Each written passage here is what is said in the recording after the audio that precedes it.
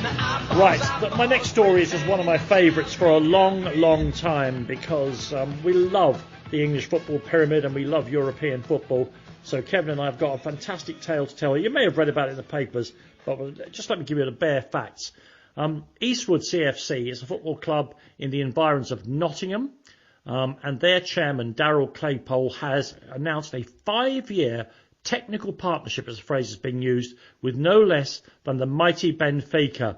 How else could we get to the bottom of this story other than we hear from Eastwood FC's chairman himself, Daryl Claypole. Good evening, Daryl. Hi guys, how are you? We're really good, and I have to say, all the much better for hearing from you. First of all, I mean, I will come back to what kind of a club Eastwood is in a second, but tell us what the guts of this story is. How has it come about? What are you going to get out of it? Well, it's madness. That's what it is. I mean, the fact that we're step 5, so we play in the United Counties League. Mm-hmm. We were invited to go along to Benfica back in May to meet with a couple of their international directors, Lourenço Menendez and David Gomez.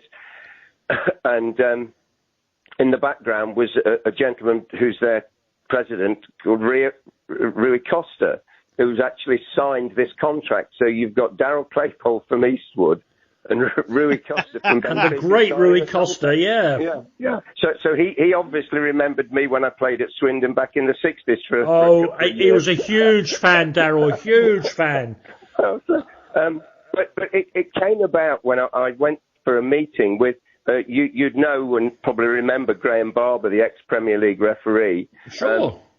Well, Graham has a wonderful company called Mango FC, which is a player development app, which encourages young kids to get involved with football, to assess them at unique player development days. And Benfica are one of their clubs who are incredibly interested in this app.